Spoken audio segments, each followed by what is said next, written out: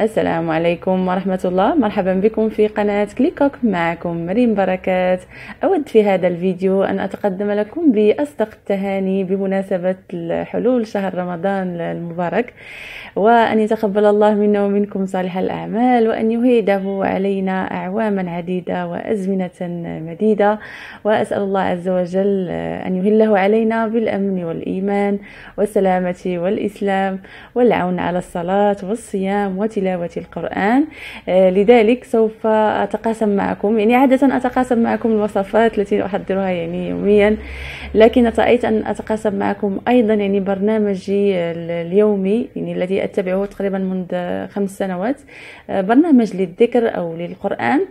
سوف أعطيه لكم يعني بالتفاصيل، والمسألة يعني هذه المسائل كلها يعني في الجدول هي اختيارية فقط. هذا اقتراح، من يحب أن يتقيد به، من يحب أن يزيد أو ينقص، يعني هي مسألة اختيارية فقط. فرأيت يعني أن أتقاسم معكم هذا البرنامج. بالنسبة للبرنامج هو مقسم إلى 3 أقسام: 10 الأيام الأوائل، ثم الوسطى، ثم الأواخر.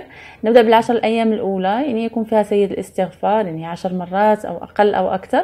اللهم أنت ربي لا إله إلا أنت خلقتني وأنا عبدك وأنا على عهدك ووعدك ما استطعت، أعوذ بك من شر ما صنعت، أبوء لك بنعمتك علي وأبوء لك بذنبي فاغفر لي فإنه لا يغفر الذنوب إلا أنت.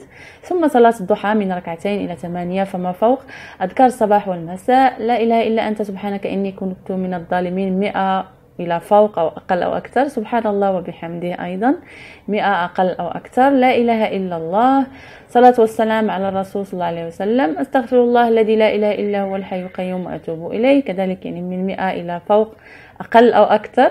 وبالنسبة لختم القرآن، يعني لدينا يعني 6 أحزاب يوميا، نتمكن يعني من ختم القرآن 3 مرات، يعني في 10 الأيام الأوائل والوسطى والأواخر، يعني أقل أو أكثر على حسب الرغبة، لكن 6 أحزاب يوميا تكفي لختم القرآن يعني 3 مرات. و6 دعوات مختارة دائما تكرر، يعني في الصلاة، في السجود، يعني في أثناء الإفطار، قبل الإفطار عفوا، يعني. وكذلك هنا اختياري لمن يريد حفظ أسماء الله الحسنى، فقط نحفظ 4 أسماء يعني بشكل يومي، فنتمكن من حفظ أسماء الله الحسنى في شهر رمضان. كما قلت هي اختيارية. نصل إلى 10 الوسطى، لدي الدعاء 10 مرات: اللهم اغفر لنا وارحمنا إنك أنت الغفور الرحيم، أقل أو أكثر. صلاة الضحى أيضا، يعني من 2 إلى 8 ركعات أو أقل أو أكثر على حسب الرغبة.